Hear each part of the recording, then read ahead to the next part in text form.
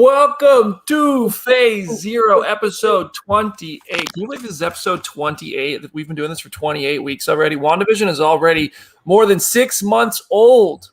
Unbelievable. I'm your host, Brandon Davis, the Fantastic Four in the building. Jenna Anderson. Hey, everybody. Jamie Jirac. Good morning. Aaron Perrine. What's going on, you guys? Ooh, it is funny how all of our different time zones result in different hellos here on the show.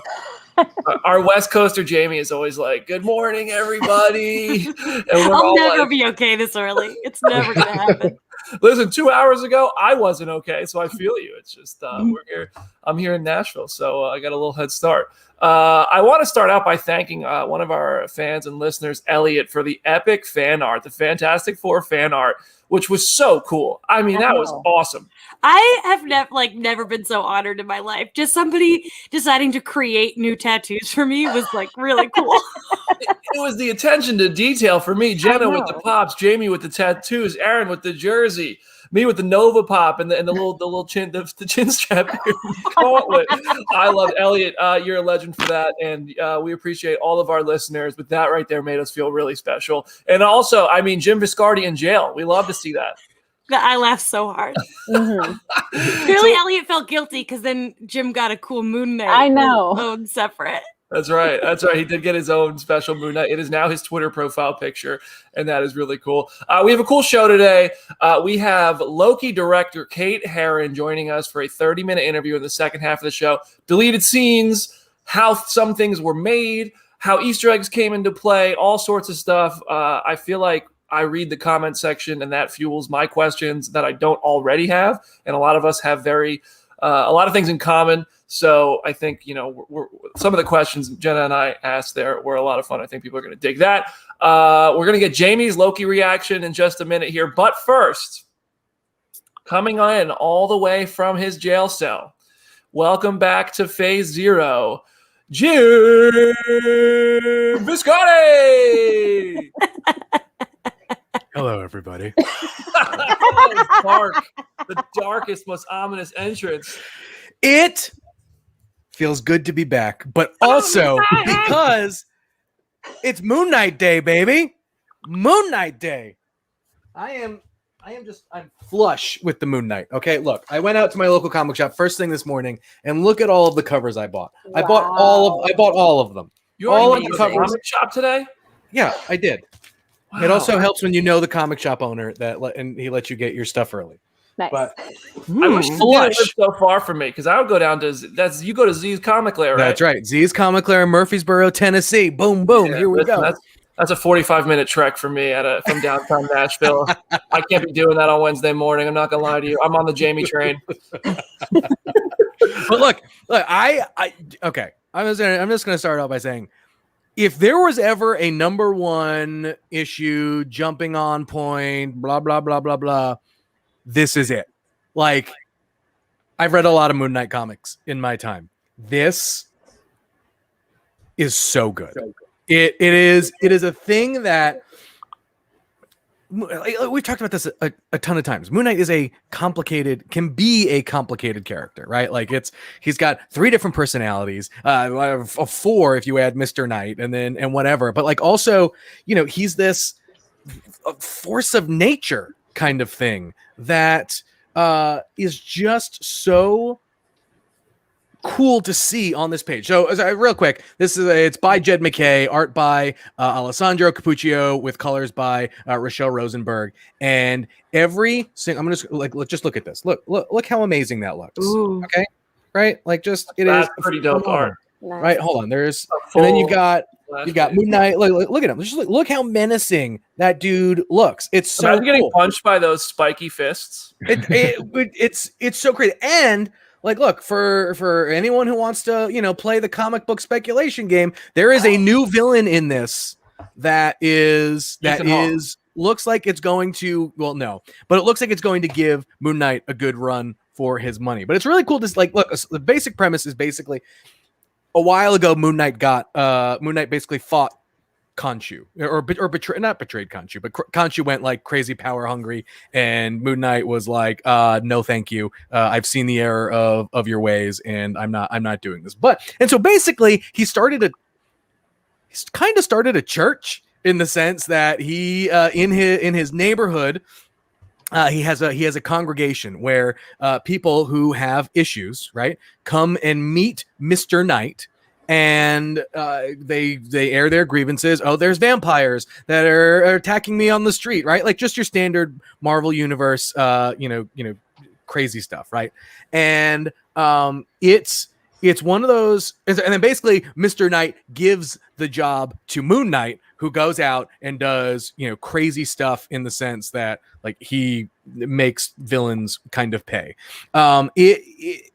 It gives you everything you need to know, because intercut in all this is him and a therapist just kind of like talking through his issues and problems and all of that. And it does a great job of setting up who he is, like what makes him tick, what everything does, just like what his whole mission is. And like honestly, I was shocked at how much I'm biased, right? I love Moon Knight, but there have been a bunch of Moon Knight runs that I like, or issues and periods of time where like the book was just not good, right? Like there was like everyone likes to point to the Civil War-ish era of Moon Knight, and that's very grimdark, and it's just like really dark. And this mixes everything that has come before in a way just so perfectly, and just gets me more and more excited that like, look, we're on the road to Moon Knight, baby. And I had the realization the other day that when all the Loki pops came out, I was like, oh Jim, oh the no, Moon Knight merch era is about to begin. Yep. It is It about hasn't already. Imagine Yep. I am about to go so broke. Like yeah. Well, listen, we'll have to get you the Hot Toys hookup over there. Right, that's the thing. Like we're about to get to a point where they're going to make a Hot Toys figure that has Oscar Isaac's face on it for Moon Knight. Imagine me when they make Nova.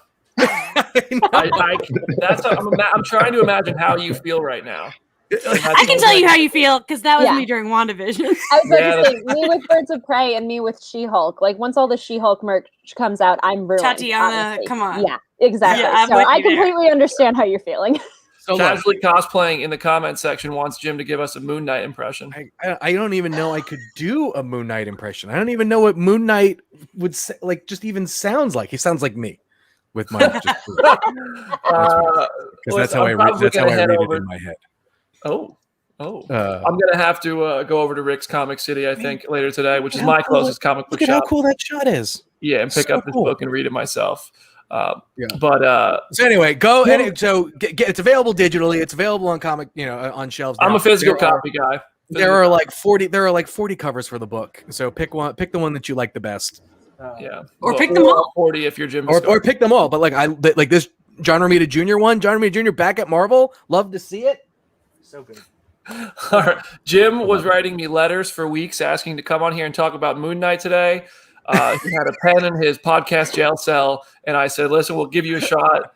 And it was pretty good redemption there for Viscardi. Maybe he'll get through the bars one day permanently.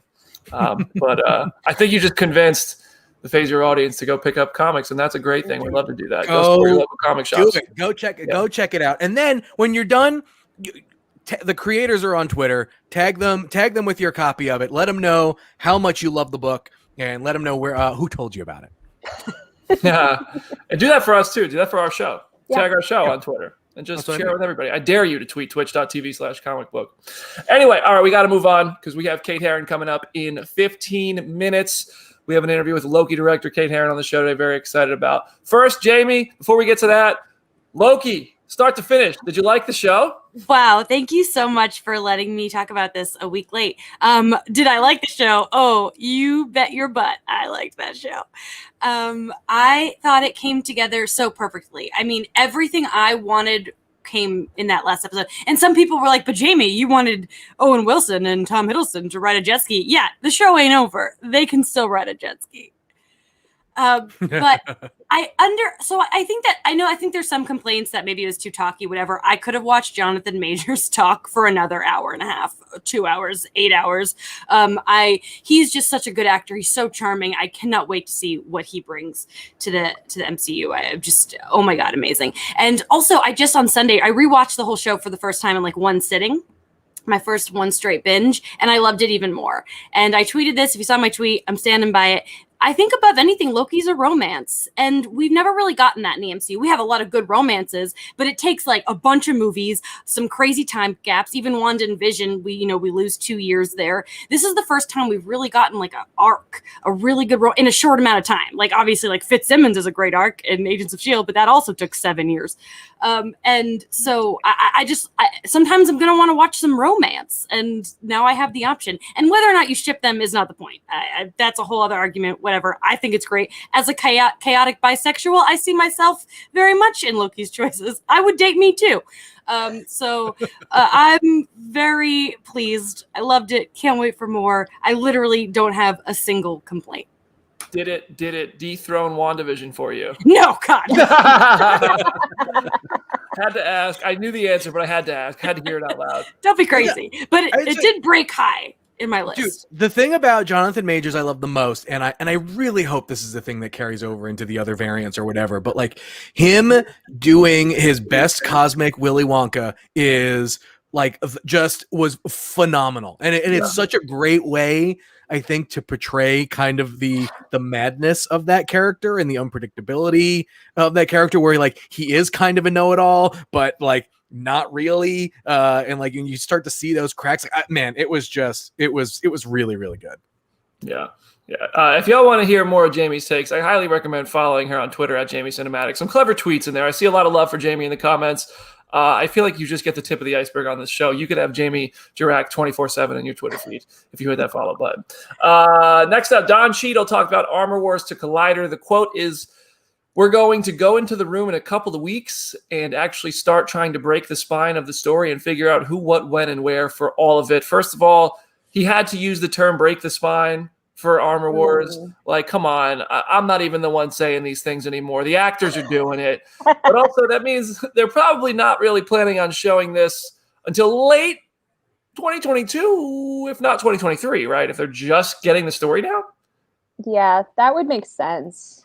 I've always felt like that show and Ironheart probably won't start filming until way later. Like those would be kind of the like summer 2022, if not fall shows, which like I'm totally fine with. I think that that's kind of a cool double feature in and of itself if we get those shows back to back. But yeah, it is interesting seeing how little of the story they supposedly already have figured out. Yeah, and I mean, we have seen Don Cheadle as Rhodey before this show. We'll also see Ironheart before Ironheart. So that's going to be fun to see. She's going to pop up before that show. And I'm not going to say more than that just yet. Aaron, Don Cheadle is the MVP of Space Jam, and so I can't wait to just see more of him in his own show.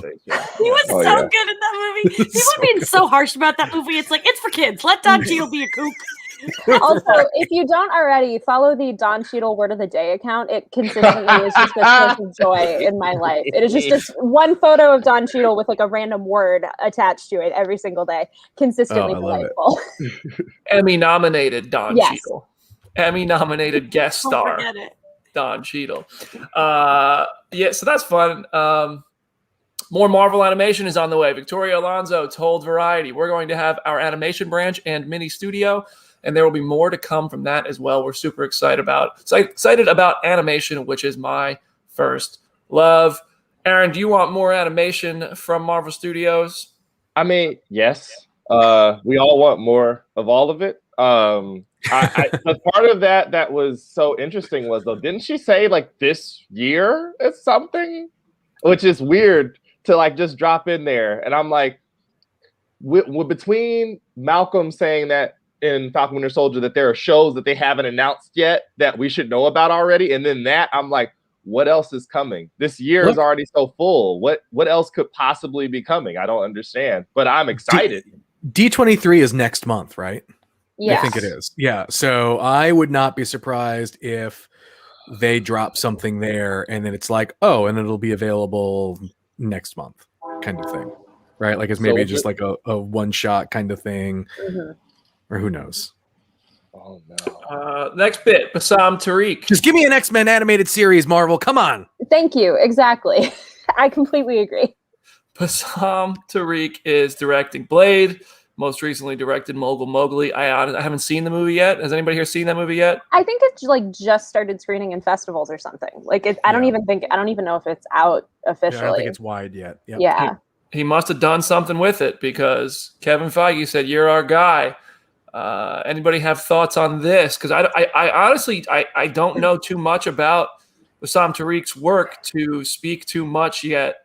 I can say I don't say about work, but I really like that they're starting to go with these more like indie directors, like Chloe. So I think that bringing their own spin and stuff, even like Kathy Yan over at DC, there's just a fresh. They started out with Favreau and Kenneth Branagh, and I really like that they're taking these risks with these new filmmakers, and I think they should do that with like casting and stuff too. Boost people up, get them in this way. I think that's a really neat direction to take.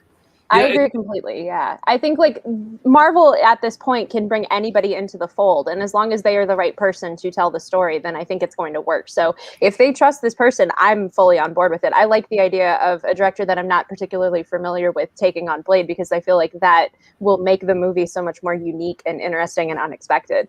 Yeah. And when you think about it, like, look at what they do for people. Chris Hemsworth, Tom Hiddleston weren't household names by any means before they joined Marvel. The Russo brothers weren't household names. They did Community before they ended up going on to Infinity War and Endgame. Nia DaCosta, who's doing the Marvels. Got Candyman on the way, but still, like, I do appreciate that they're giving some of these folks a chance to really just tell their stories with kind of that endless budget, which gives them freedom as directors to do pretty much whatever they want, I think, within the Marvel puzzle. I don't want to spend too much time on this, but I do think it's interesting. Black Widow had a 70% box office drop. That's a tough scene. Had a huge opening, and then really the numbers went down week to week. But theaters are being pissy about it, saying it's because it's on Disney Plus. I think that has to be kind of true, because we didn't see this sort of drop with previous films like F9. But it is also a factor that COVID numbers are going up, and people might not be wanting to go out as much. And everybody who wanted to see it saw it first weekend. But I don't know. I'm sure Space Jam ate into it, right? Like, look, that's a highly anticipated family movie, and parents are going to take their kids to go see it, and it's going to eat into that box office, and there's already only X amount of people going to theaters, and so it's also the most pirated movie like ever now. So the fact that it's on Disney Plus means people are not only paying to watch it at home, but getting it for free in the strongest form of HD quality, because it's getting ripped straight from HD streams. So it sucks, because I love the Disney Plus release thing, because I'm somebody who's going to go pay to see in theaters, and I've already watched the movie 6 times because I have it on my TV, and I'm going to keep watching it. But it's like not everyone is going to do that, and I have to accept that it's really not the best form of release, because not everyone wants to watch a movie 6 times in 2 weeks. I mean, if you're a theater owner, I understand why they're pissed. But absolutely. That's your business, and there's no doubt that being able to watch at home eats at that. But right now, it's just different circumstances. So you gotta kind of take every bit of that with a grain of salt. Every box office right now is going to have a little asterisk next to it. I think it's a thing of like, we keep having other like new movies pop up of like Space Jam was last week, Jungle Cruise is like next week, Suicide Squad is the week after that. So it's like, if people are going to the movies, they're not necessarily rewatching a movie that they already watched a week ago. So I think that's part of it. And when you compare it to how many people rewatched Endgame in theaters a gazillion times, it seems a little lackluster, but it's like, I get it given the circumstances of everything. Yeah, it'll be interesting to see how Shang-Chi does, how the Suicide Squad does, and Jungle Cruise and stuff. Just these upcoming 2021 originally was like the most packed franchise blockbuster movie schedule ever before 2020, and now it's like we're getting back to that, but with like this ability to watch at home, and some people don't want to go and things like that. So it's people want to go but don't feel like they can. So it's interesting. All of it's going to have a little asterisk for the foreseeable future. WandaVision changed another scene.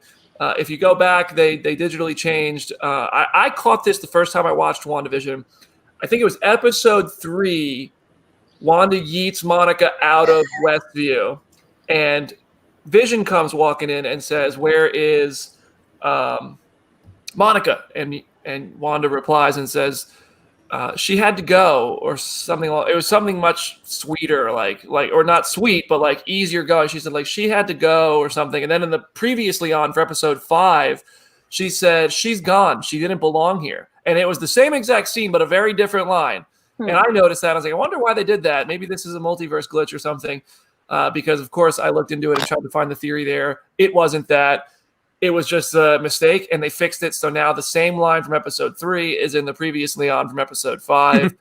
So they can do that. And that's just the stuff we're noticing. That's just the stuff that's getting. I saw this in a TikTok. I wish I knew the person's TikTok off the top of my head to credit them with this, but I don't remember it. But shout out to the TikToker who I'm sorry, this is so disrespectful to not name them. But nice try, Marvel, trying to sneak it past us. You got to get up pretty early in the morning to get one past us. We're in every time zone. Black Widow had a watch party. Kevin Feige said we'll find out if Yelena got snapped. I think she did because she's going to be the same age. Anybody else think she didn't get snapped? I think she didn't, because I think that's why she's working with Val. Like, I think that over the course of those 5 years, that's why she is with whatever group Val is recruiting. Like, that's my justification, but I also could see that storyline working if she did get snapped. I feel like in Hawkeye, we're going to know the answer either way. Yeah. I wonder if they're... Okay, go ahead, Jamie. Oh, I was going to say, I think she got snapped for 2 reasons. One, I think it was part of Natasha's endgame motivation. And 2, I don't know if Florence Pugh was quite ready to play 30s. Fair. I also think, too, like, it'll be interesting. Did Val, did she recruit in between Yelena and Walker, right? Because that's a long time. And so, like, to just basically have, like, just one person and then now 2 people. I don't know. That's good. It'll be interesting to see how they answer I think she's got more than one person. Yeah. I think maybe she even shows up in a post-credit scene for Shang-Chi, whether she's recruiting Shang-Chi or a supporting character in that movie. Maybe one of the people who are more questionable. So maybe she is going to recruit Abomination. She needs a Hulk, and that's where she gets her Hulk replacement, because we're never getting Red Hulk, Jim. So stop wishing and dreaming. And Abomination will be that Thunderbolts fill-in. I want Red Hulk too, but I just don't see, unless they're going to do a thing where William Hurt's like, I just want that Red Hulk Hot Toys. Then that's it. Now I'm going to get I just need my Moon Knight one. I need my Red Hulk one. And then when I'm 60, I'll get my Sentry one. Okay. Let me tell you something, Jim. The bigger figures, Hulk, Thanos type Hot Toys, I know they ain't cheap. I mean, none of the Hot Toys are cheap, but Hulk is going to run you about $500. I know. I'm just going to start saving now. $1 a week, just putting it in now, because eventually that's how long it's going to be till we get it. So I've got plenty of time. Aaron, you think Val has recruited anybody else? What's your theory on Val? I think you guys are probably spot on with she's going to pop up in the post credits of all the rest of the movies, just pulling one person for her evil kickball team. I don't know who could be coming from Shang-Chi or the Eternals, but I'm sure there'll be somebody. Eternals wouldn't work with her. No way. Brandon, we just had them split the timeline into 8 gajillion pieces. Everything is on the table, baby. What? I am actually, I wanted to bring this up, and I'm glad I get a chance before we get to the interview, is that I feel like we're going to see Jonathan Majors in Eternals. Mm-hmm. I think he's going to. Ramatut. Yeah, Ramatut. That's exactly how in Eternals. That's why they're not showing us any of the villains or anything else, because it's going to be Jonathan Majors with no shirt on, oiled up, doing his Pharaoh thing. Dude, I'm not going to do that. I'm not going to do the Hot Toys, but I'm definitely going to get all, like, basically the many faces of Kang Hasbro Legends figures. I'm all about getting that. Like, give me all those different faces of Kang. I'm ready to go. Man, imagine the Kang Hot Toys figure. Oh, we're gonna be so poor. All right, let's talk to our Kate Herron interview. We're all gonna go around here pretty quickly and say the 2021 title we are most hyped for. The choices are Unknown Animation Project, which may or may not be happening, Hawkeye, Miss Marvel, What If, Eternals, Shang-Chi, and Spider-Man No Way Home. Those are all still coming this year. What a time to be alive. Aaron, you're at the top of the screen, buddy. Luck of the draw. I'm going to pick Miss Marvel, because I really love Kamala. And I know there are other multiverse shenanigans other places, but I've been looking forward to that since they've announced it. So if I could have my pick, I'd probably pick Miss Marvel. That's fair. Jim? I'm excited for a lot of it, but honestly, I really want to see what they do with Spider-Man. I just with the hype. I know that inevitably, I don't think I'll be disappointed. But like if they do what they say they're gonna do, or what even a fraction of it, if they do what we be say they're gonna do, right? Even if they do a fraction of it, I think I will be okay. I think that movie ends up being a bridge to Doctor Strange, which is the only thing that gives me reservations about it. But anyway, I'll get to mine. Jamie, you're up. Yeah, as I'm such a sucker for nostalgia, and I love give me Spider-Man, give me all those people coming back. I can't pick anything else as much as I want to. It's just that's the true answer. That's fair. That's fair. Jenna, you're on the spot. Hawkeye. Definitely Hawkeye. I've been waiting to see like Matt Fraction's Hawkeye adapted into live action in some capacity, and now that we are getting it with Haley Steinfeld as Kate Bishop, I am so excited for whatever that show ends up being, because if they have like even an ounce of the style that comic has, it's going to be an amazing show. So that's my pick. I'm excited for Hawkeye. I would be lying if I said there wasn't a gap in my excitement for the movies by comparison to the remaining TV shows. Spider-Man feels like the answer for me. I'm hyped for Spider-Man. Like I want to see this trailer so badly, but every time I say Spider-Man, it's like Shang-Chi's on one shoulder and Eternals are on the other, like an angel and a devil. Like, are you sure about that? Because we're right here. Here's the reason why you should be excited for Shang-Chi. Here's the reason why you should be excited for Eternals. You don't really know that much about Spider-Man, but I do think if I could watch one, it would probably be Spider-Man. Maybe because I haven't even seen anything from it yet. But everybody in the comments, go ahead and let us know which one you're most excited for. I'm seeing a lot of different answers, and I love that. If you're listening to us in podcast form, send us your tweets with your thoughts about which movie or show remaining in 2021 in the MCU you can't wait to see. If you could watch one tomorrow, which one would it be? That's the way to think about it. And I love that we all had pretty different answers here. So that's sweet. All right, guys, we're about to toss it to our interview with their Loki director, Kate Herron. Really happy with this interview. I hope you all enjoy it. We're going to try to set up a round of celebrity guest trivia versus fans. And that Kate Herron is now eligible to be a part of that. We'll reach out and see if she wants to join. Who knows if she's going to be available? She is on another continent. Time zones are very different. So we'll see if we can work it out. But you can hit up Jim Viscardi while he's in jail at Jim Viscardi. You can find Aaron at Summit Lake Hornet. You can find Jenna at Hey It's Jenna Lynn. And you can find Jamie at Jamie Cinematics. And now in about 30 seconds, you're going to see our exclusive interview with Loki director Kate Herron. Richard, roll a tape.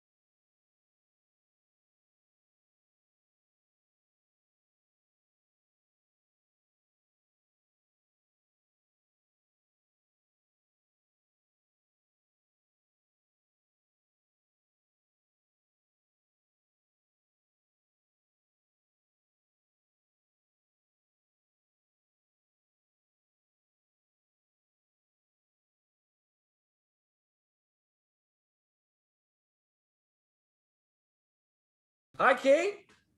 Hey, hello. How are you guys? Good. Great. Well, welcome back to our Phase Zero podcast. Thank you for joining us and talking full spoilers for season 1 of Loki. Congratulations on an epic show. Thank you so much. Yeah, it's just been so nice now that I don't have to keep all the secrets. So it's like a massive oh, thank God. Do they give you like a list when you first start of like, here's all the things you really can't say, like in week 1 and then in week 2 and so on? Is that how that works?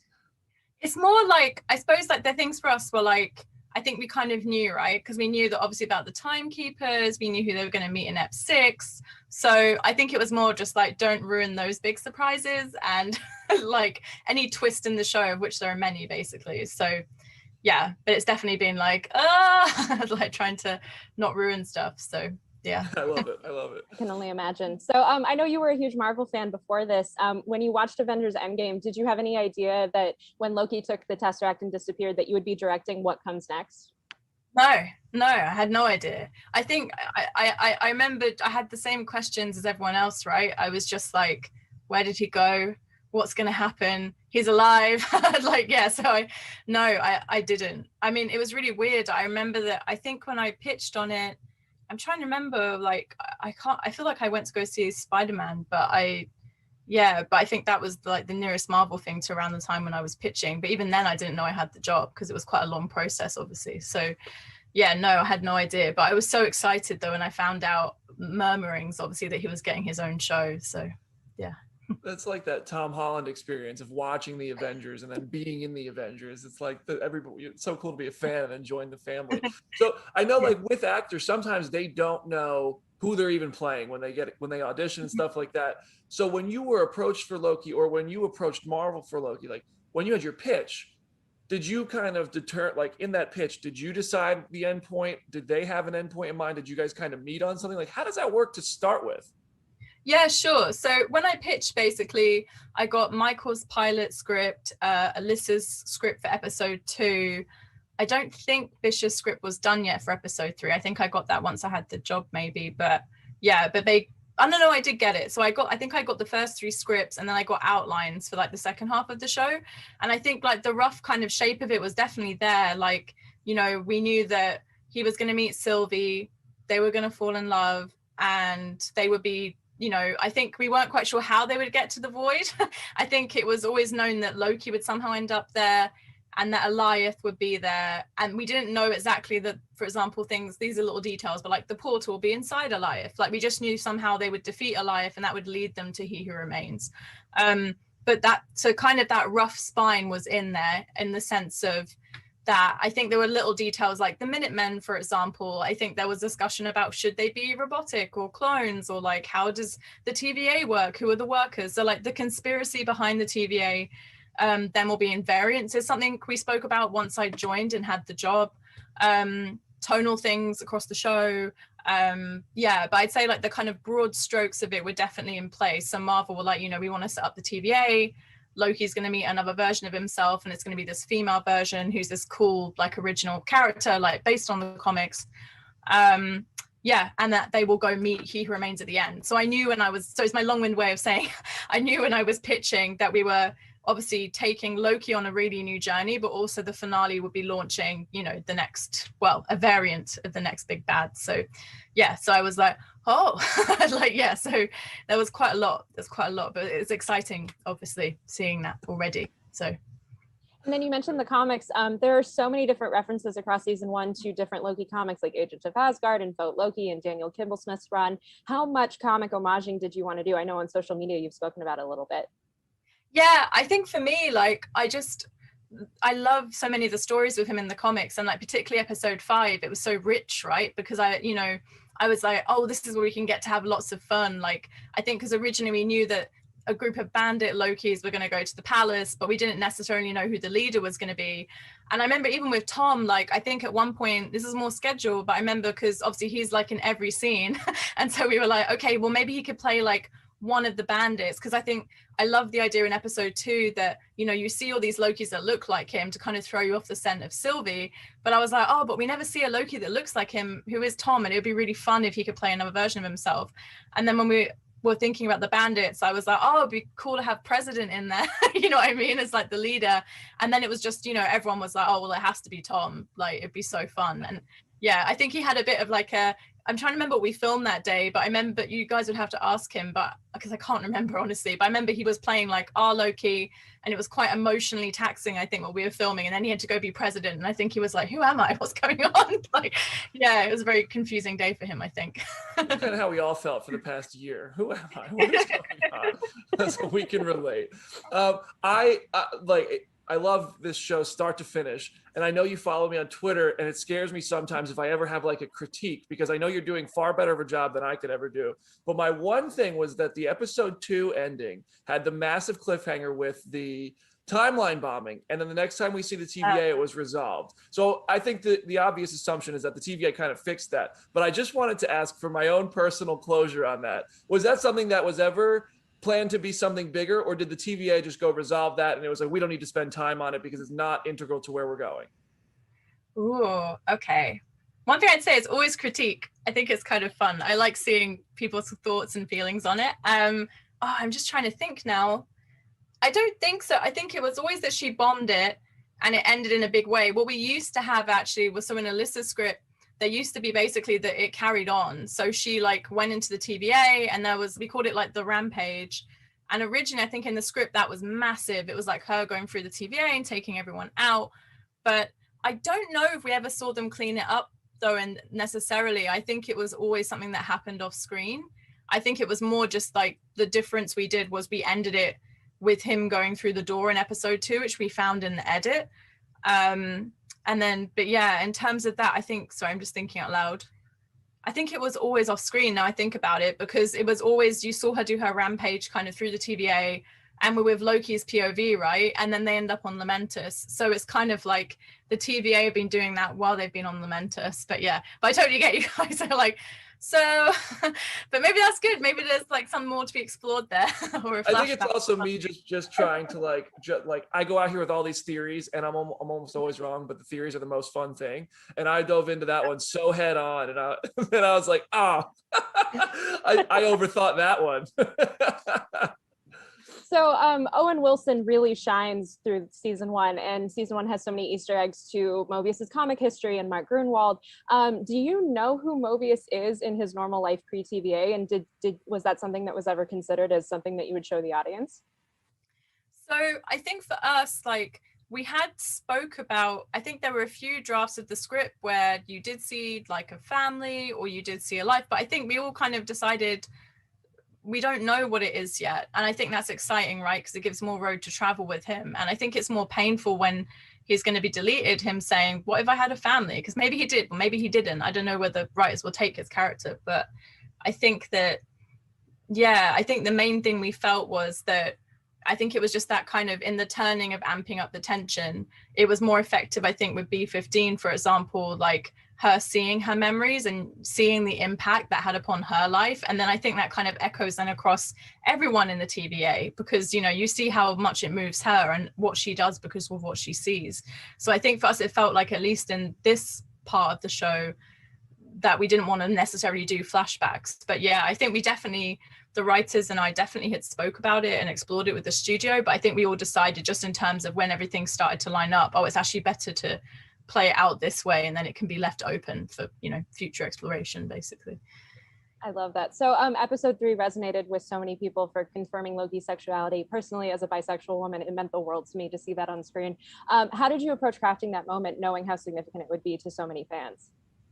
Yeah, so when I joined, it was very important to me, and it was important to the team and everyone. And I think the main thought was really just about finding the right place for it and the right way to acknowledge it.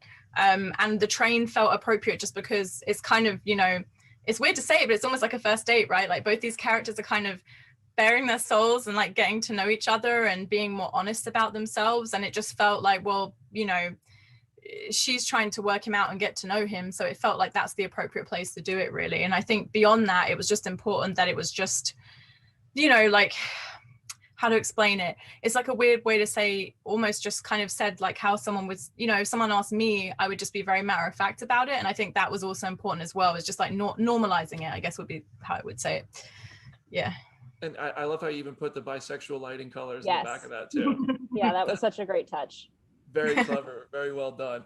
Episode 3, speaking of, I'm apparently on the cliffhanger train here, but it ends on that amazing cliffhanger with the one shot, the continuous shot, which I loved that. I thought I hooked my Disney Plus up to a projector just so I could watch it on a bigger screen. And it was beautiful and it was so well done. I would love to hear, like, you stitched so many pieces of that together. Like, how long did that take? Was that the most involved shot of the whole show? Yeah, like basically we filmed it during COVID. So we actually we filmed it right near the end of the schedule, because obviously, like, all our amazing actors in that scene who were playing all the people, like they all had to isolate for like a while, and just so we could actually pull it off safely. Yeah, but I think it took us maybe just under a week to film it all, and I had the best time. It was great. We were outside in this because like Kazra built a huge set for it, so it felt like you were in Sharu. And I think that's the very first thing me and Autumn, my DP, ever worked on, because we had Bish's script, and I think just the way it was written was just so like you wanted to be with them in the moment. And I think there were other places where I'd sort of been wondering, oh, should this be in Awana or should this be in Awana? And I think Alyssa, the writer for Ep 2, at one point she'd pitched, oh, maybe Sylvie's Rampage could be Awana. But I think I just felt like Sharu made sense to me because you just want to feel like you're along with the characters for the ride in that moment. And yeah, and it took months like planning with everyone, like my DP Autumn, my stunt coordinator Monique, Kazra, obviously, with like building things that we could then use to stitch or, you know, transition through, my VFX team as well. So like, yeah, I mean, there was so many people's efforts, but I think it's the first thing I started working on in 2019. So we were working on it for ages, like just to get that right. So yeah, it's sort of like we were always chasing it and trying to make that work. So yeah. I mean, bravo. Like it came out so incredibly. Like congrats to all of you for working together on that. Thank you.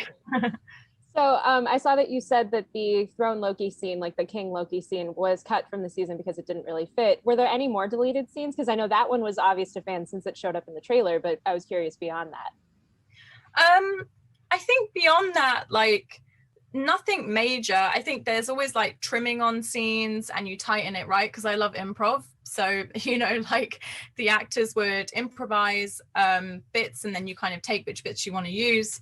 But I think that was kind of the main one. We did a little bit of reshaping to Crater Lake, which is the lake they go to, because that used to be in episode 3, but we did a lot of kind of structural shifting in the edit. So with that going into episode 4, we did a little bit of like tweaking basically to that scene. But yeah, I think that was probably the main one, because it also should say it was basically meant to be like a flashback to him in Asgard, and it was like a kind of like a Frog of Thunder reference, and it was really funny, but it's just, he was literally, I think the next thing that happened is he saw Frigga, and it felt tonally a bit like it was almost taking away from what was to come, and so it's not like it didn't work isolated, but it's just one of those things, you know, when you're cutting something together, it was like, oh no, actually, like it's really fun seeing him as DB Cooper, but you kind of need a breath now to allow the mother and all the rest of that to have the impact it does. Otherwise it felt like we were sort of not treating that respectfully, basically. So yeah, so that's kind of how that came to pass. That totally makes sense. So episode 5 is so chock full of Easter eggs. To some extent, it feels like you can just throw anything in there because since they're from another universe, it doesn't have to necessarily affect the main canon.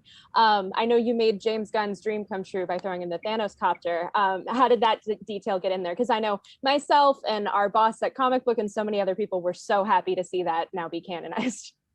Yeah, so I didn't actually know about it. And like basically, so Kevin Wright, our creative, he's like our executive producer from Marvel. We were just thinking of stuff and he obviously knows about that. And he was like, oh man, he's like, this is the place to bring in that. And like, I just thought it was the funniest thing I've ever seen. Like, I love that his name's across it. Like, it reminds me of like when kids in school had their name on their pencil case or something. I was just like, why has he written his name on it? But yeah, so no, it felt like, of course we have to bring that in here because it's just too funny. It's just too funny. But yeah, no, we had a lot of fun. And Dan DeLue as well, our VFX supervisor, who's like basically like Marvel royalty. Like he did like Infinity War and Endgame and like, yeah, but he's like super nerd and he was like, oh, this will be cool and this will be cool and this would be cool. So it was actually really fun. It was just kind of all of us pitching in like crazy stuff basically across the whole episode. But yeah, but no, the copter is very special. I was very happy about that. Yeah, that was like that Leonardo DiCaprio moment where you pop out of the recliner and you're like, oh. There was also the Yellow Jacket helmet, and I have to ask because I know Yellow Jacket was like perma-shrunk into maybe the quantum realm. We don't really know. Quantum Mania is coming up. Like, did you have to talk with Peyton Reed about whether or not you could include that? So that was actually a pitch from Dan DeLue, our VFX supervisor. And no, I mean, it went to him, but like I said, so Kevin Wright, our executive producer, he was like sort of our Marvel gatekeeper. So he would, you know, that's kind of how they do things. So like basically he would be across all that kind of stuff, and I assume behind the curtain be checking was everything okay with, you know, Kevin Feige, and that it didn't unravel anything for anything else. But no, I think generally they're across Marvel and everyone, it was just fun, right? It was just a lot of goodwill to have fun with it and give a lot of kind of fun Easter eggs. So I mean, you had like the Living Tribunal in there, and like, I mean, like everything. It was great. That was a fun episode to watch for that alone. Well, and going off of that, we finally got Frog Thor. I know that was another moment where I leapt off my couch and was just so happy. What was Chris Hemsworth's reaction when you told him that you were going to voice that he was going to voice that character? Yeah, so he was definitely up for it. I think I remember recording it with him because basically we had that other scene originally that was in episode 1. So that's what I had all these recordings for. But I was just like, oh, I feel so bad that we couldn't get it into 1 because it just wasn't quite right. But then basically I always had that shot designed where I think I got the idea from Futurama or something. But you know, when you go through like the dirt and like go down into the lair. And I think in my head, I was just like, insert Easter egg. And I was like, we'll put something cool here. And then I think we'd been through a few things, but it was just as episode 1 was like locking in the cut. I was just like, oh, well, let's put Frog of Thunder there because that's really fun. And, you know, and we could put the little comic book reference on the jar and like, yeah. So I just thought that was kind of a fun little nod to him there. But no, Chris was like, I think he was I remember him laughing, but it was just so surreal recording him because even in the original version we had, it was a very short scene anyway, so it was very short and sweet. But yeah, but he found it very funny. I think he was just probably like, okay, cool, what is this? Like, yeah, that's awesome. That's fun. For in the last episode, you were tasked with introducing a variant of Kang or Immortus or the He Who Remains, Jonathan Majors' debut in the Marvel Cinematic Universe, who I believe the first report was that he was for Ant-Man and the Wasp was where he was cast for. But then you are tasked with introducing him and like this Willy Wonka-esque performance, which was so much fun to watch. I'd love to hear, like, what was it like? Did you have a hand in casting? Like, did you have a hand in kind of like crafting that performance? Like, where did that, like, as a director who's putting something as part of this puzzle, how does that all work? Yeah, so basically, we always that he was going to be in the show, and we hoped that would come to pass, which is great. But with the casting, yeah, so it was me, the studio, and Peyton, and we just kind of spoke about who we thought would be cool, and Jonathan Majors was someone that we were all massively excited by. So yeah, I was kind of like, how am I in this conversation? But this is great. But just because it's such a massive decision for Kevin Feige and his team, but I was very grateful to be, you know, at the table with them. But yeah, so basically, but I obviously, as you mentioned, like I knew that he was going to be a variant in our show, which in some ways alleviates the pressure because I don't know what Jonathan's going to do in the future movies. But I knew for R1, I was like, okay, well, let's just focus on R1, which is He Who Remains, and he's a variant. And I think me and Jonathan, I think really the fun of it, honestly, was finding that fine balance between a character there's the introverted sense that he's living alone, right? And he's on it. And I think the only person we sort of allude that he probably talks to is Miss Minutes. But then the extroverted part is that, yeah, he's interested. I mean, I think Jonathan spoke a lot about, he did a lot of clowning, and he said that he drew inspiration from that. And I think for me, honestly, Jonathan is such a good actor. It's really just about sort of giving him the runway to play and have fun with it, and then knowing the bits where me and him were like, okay, let's maybe like bring them in and go quieter here. So I think that was the key thing, was like, where is He Who Remains being playful and where is he being genuine with them? Like when he says like, wait till you meet my variants, I feel like he's being genuine then, because you have to believe him then, because I think, you know, he's telling the truth at that point. So that was kind of the other thing as well, is like, when is he lying, when is he not lying? So was He Who Remains supposed to be kind of the version of Immortus? Because based off of the comics, it feels like there's a lot of similarities between the two characters. Yeah, he definitely drew inspiration from him, but it's kind of, I suppose, a bit like Sylvie in our show. It's like an original version of the character, like for the show. But yeah, but he definitely drew inspiration from him. I mean, we even have like a reference in the costume. It's very subtle, obviously, like with the colors on his chest.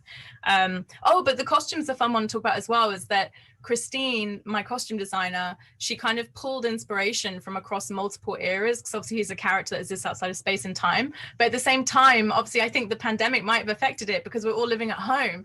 And so it's kind of like loungewear as well that he's wearing, which is I think kind of fun. But yeah, because he's just chilling out in his office. But anyway. do you get like nervous because like the Owen Wilson casting came out before it was officially announced, and then like when Jonathan Major steps onto set, that's like an even bigger one. You know what I mean? Because it's part of like the whole future there too. And Mobius obviously it looks like he's going to continue, but Kang the Conqueror is seemingly the big next villain, big bad. Like, do you get like kind of like a constant fear of like anytime a Kang the Conqueror story pops up, like, oh, did they catch us? Did they find out? It was definitely quite nerve-wracking because I remember that we were filming with Sophia one time and like she had her picture taken and like the pictures got leaked and I was like, oh, it's such a shame because it's such a and obviously that's going to be like a small pool of the fan base, right? And I get that people are excited, and that hopefully the majority of people didn't see those, but I was always like, oh, I really hope it doesn't get spoiled, and somehow by some shred of a miracle it didn't, and everyone kept the secret. And I think it's just so cool then because it gives us so much impact. It was fun though seeing people pick up on little hints that we'd given early in the show and being like, oh, could it be him, and I was just like, haha, because I knew we were going to deliver at least on a version of that. So yeah. That was really cool. Kevin Feige said in a recent interview that there was like a meeting with all of Marvel about how the multiverse is going to work and all the rules there and stuff like that. So, I mean, I know that like you've touched on some of like the collaborative efforts and sometimes the producers just kind of keep everybody, you know, fluidly in check with each other. But I am curious because it seems very clear this Loki is going to kind of be the setup for maybe some of Spider-Man No Way Home and Doctor Strange in the Multiverse of Madness very clearly. Like, did you ever have conversations with John Watts or Sam Raimi directly to be like, hey, we're doing this, does this help? Like did those conversations happen with you guys? Not between filmmakers. So basically every filmmaker has a sort of like you work with an executive producer from Marvel. So I was working with a producer called Kevin Wright, and he would have those internal conversations, and then he would come back and be like, this is anything we need to shift, you know, from that bigger multiverse conversation. So it definitely was places that in the story we tweaked it, but particularly in how we explain stuff in the Miss Minutes video. And then obviously like when He Who Remains is telling his story and how he did everything. I think we had an idea, but it was sort of always evolving based upon, you know, the ripple effect of the nature of the beast, basically. So now tell us everything you know about Doctor Strange and the Multiverse. I don't want to know. I want to see that movie's trailer and everything, but also it's like, I want to be surprised. I generally don't know anything. That's the thing that they're really good at, is that you you know as much information as you should know. So, that's smart. Smart. It's the best for everybody's safety. Yeah. I mean, everything I know is in our show right now. So how that will affect the rest of it, I don't know, but I'm excited to see. But, once Tom Holland or Mark Ruffalo find out, it's over. It's over. So you've said in the past in previous interviews that you are a huge fan of X-Men, the animated series, and that's a huge part of how you got interested in Marvel, and that you also would love to return to Marvel down the line. Would you be interested in directing an X-Men movie or some sort of project involving those characters? Because I know myself and a bunch of other fans are like, yes, you should definitely do this if you wanted to. Oh man, like, yeah, if the phone rang. I mean, honestly, if Kevin Feige called me about anything else, I must stress, because the reason I'm not coming back was just because I loved it and I have so much love for the company and the team. It's honestly just that I'm a writer and I want to just write what I do next. That's all it is. And that I've got some projects that I'm working on. So no, if Kevin Feige calls me and wants me to, I would happily anything. But yeah, no, and I do love X-Men. Like, I love it. So yeah, so no, I feel very lucky if they want to be back for anything. But yeah, I think we would also consider ourselves lucky to see you back with Marvel. We're definitely looking forward to supporting what you got next and what's coming fully out of your mind when you're writing as well. And to end this, I want to chop up a couple just Easter eggs and stuff with you. But first, I know you're a Lost fan. Okay, I'm a huge Lost fan. You brought in Elias. Like, come on. Were you trying to take advantage of this, giving the smoke monster some more work here? I love that. I was like, she had to have drawn a little bit from Lost with this. It's such a weird one, right? Because like me and Michael, the writer, we both love that show. And like, but Elias is from the comics, and obviously we adapted it from the comics, but like, it was really funny. But the nature of the beast the beast is literally his living storm. So I was like, it was weird how it ended up sort of going, because we were looking at actual weather, and I assume Lost maybe did the same, but all our references, like, yeah, but I remember being in the edit and being like, oh, like, this does have an element of that monster, but as you said, it's good to give the monster work. So and yeah. I think in episode 2, it might have been episode 1, but there was the line Mobius says, like, the nightmare department, and all of us were like, Mephisto. Was that like because I also talked to Black Widow writer Eric Pearson, and he said sometimes, like, he put Crimson Dynamo in the script and Ursa, and sometimes those things just get passed and they don't have a deeper meaning. Sometimes they do. When you say things like the nightmare department, is that like okay, we want to maybe reference nightmare for fun, or maybe we have a deeper meaning here? I think from what I remember, it was meant to be like a fun reference for, people like yourself to be like, oh, what does it mean? So yeah, that was more what we were going for with that. But who knows? I mean, like I said, I only have so much information. So Right. It will play into a bigger scheme. That makes sense. And in the last episode, the way it opened was so cool with all the lines of dialogue from the Infinity Saga. Like, did you handpick all of the dialogue there, and how it all kind of came? Like, talk to me about making those decisions on what to include. Yeah, so basically that sequence was the really interesting one, like, ever evolving. So, like, I'll try and talk through it very quickly, but basically, so Eric Martin, the writer, was like, oh, I think it'd be fun to do like an homage to Contact at the beginning of 6. And he'd written in that we kind of move through space and then we go to the end of time and see the Citadel. And basically, I took that idea to a storyboard artist called Darren, and me and him worked on it. And Darren was pitching the idea of, like, playing with time within it, hence, like, also the 2 black holes, which was so cool. And then I was thinking, oh, it'd be fun to have some little MCU nods in there as well, like, the ships we see, for example, as we go through. So that was, like, kind of the visual evolution. And Darren also pitched the idea that, what if the timeline is circular rather than a straight line at the end? And I just was like, oh, that completely, like, blew my mind, because I was like, that's great, because we've set up that almost, like, time is a straight line. And in Miss Minutes even says it, I think. She's like, oh, we think of time as one straight line, but what is it actually? And I thought that was really fun, because it kind of shows, like, how we used to think the Earth was flat and it's not, and, like, kind of like the TVA's knowledge was a bit limited. So that was, like, the visual thing. But the thing we were finding was like, visually it was really cool, but, like, we were like, oh, but this feels like we want something extra. And when we went into the physical part of the timeline at the end, I was saying to my editor, I was like, oh, well, let's, like, put sounds of the earth in there, like a baby crying, and, like, the city and a jungle, and, like, it was really weird. And, like, so she put all these kind of, like, sounds in there, and then we had a few quotes from time. And basically me, Emma, Kevin Wright, and her assistant Sarah Bennett, we were all really excited about that. And then basically we showed that to Kevin Feige and the other executives, and they were like, oh, wait, that bit at the end is really cool with, like, all the weird sound. And then Kevin Feige was like, oh, we've never done, like, voices on the opening before. And then we were like, oh my God, that's great. So I think for us, we got excited about that in terms of the beginning. And then we were like, oh, well, let's just do it for the whole opening. And then it's like a kind of a handoff to the previous phase and paying homage to that. But then it's also kind of a summary of this chaos of the universe, you know what I mean, that He Who Remains is surrounded by. So essentially, in picking the quotes, I would say, like, I think there was some that, everyone was pitching in. It was a massive group effort. I think Marvel were like, oh, this quote would be cool, or this quote would be cool. But my editor and Sarah, her assistant, they did a lot of the heavy lifting on picking those quotes. I think the main rule we went by was obviously whoever's picture it was, we wanted their quote by their name. So that's kind of how that came to pass, really. And then when we extended out to the universe, we were also working with the Disney diversity team in terms of just, who are we, whose voices were in that. So yeah, so it was really fun, but that's partly why I was working on the show, like, right up till episode 2, because we were doing this crazy soundscape.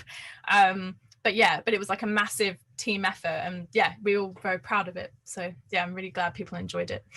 That's amazing. Thank you for joining us. If you ever want to come play MCU trivia with us, you're welcome to be our celebrity guest against the fans, and good luck with your day here. Sweet. Thank you so much. I'd love to. Cheers.